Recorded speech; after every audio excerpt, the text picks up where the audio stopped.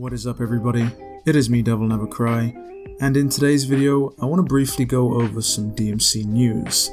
For those of you that don't know, every year after the end of the fiscal year, which is March 31st, Capcom will publish their yearly financial review where they'll go over some of their game franchise's sales data and they'll give comments on what they think of the series at that point.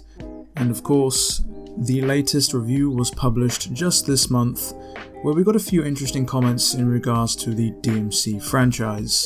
The first comment I'd sort of like to discuss is the fact that both Devil May Cry 5 and Resident Evil 2 exceeded Capcom's expectation. So of course there is an internal sales target that Capcom want the games to reach, obviously not made available to the public. Sometimes they are, most times they're not.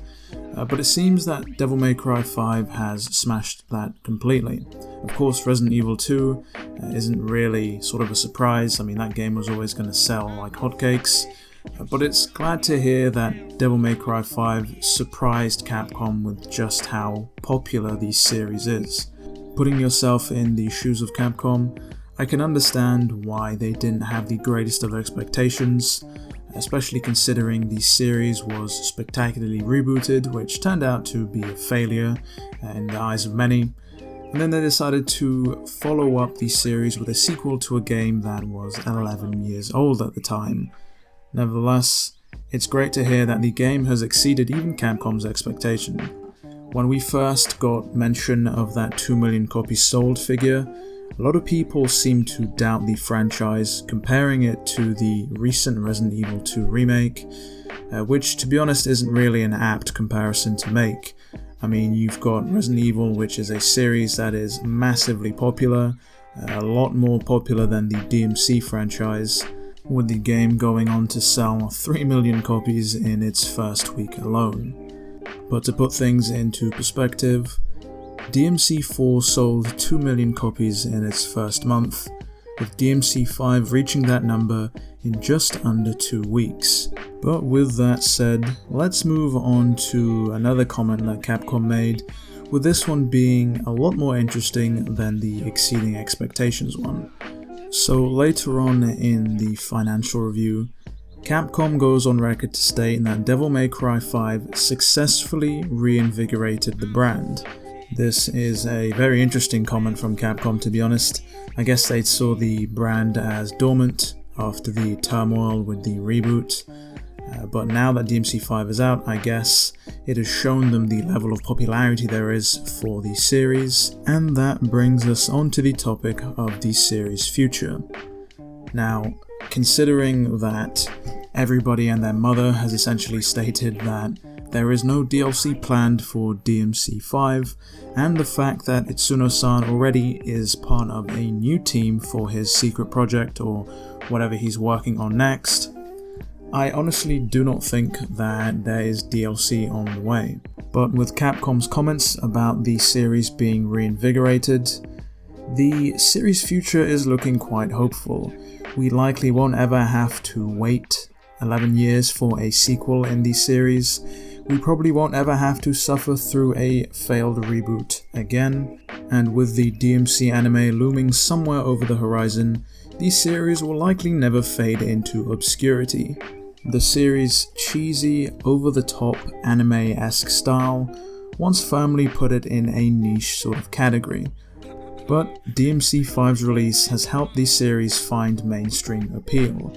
At this point, nobody knows what exactly Capcom are going to be doing with the DMC series, but I bet that whatever they do is going to be sooner rather than later, seeing as they want to cash in on the mainstream popularity. As for what exactly I'd want to see out of the future of the Devil May Cry series, other than DLC for Devil May Cry 5 of course, is a remake of the original game. The original game came out 18 years ago, and at this point, a faithful remake would be wholeheartedly welcomed. Of course, other than the game being old enough to validate a remake, another reason is because with a HD remake, they could potentially outsource that development while still working on all of their in-house projects. This would allow them to increase their output of games, and at the same time not have to sacrifice any of the quality. Case in point, if we take a look at the Shadow of the Colossus remake, that was done to the mass appeal of the fans. The game was faithful to the original, but at the same time that was outsourced entirely, with none of the original staff working on that game.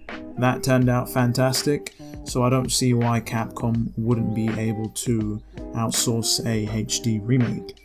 Now of course, after the whole DMC reboot debacle, Capcom did go on record to say that they were shifting away entirely from outsourcing projects, but for something like this I could see them sort of making an exception, especially if they could outsource some of the development to Platinum Games where, you know, we have Hideki Kamiya, the man behind the original game.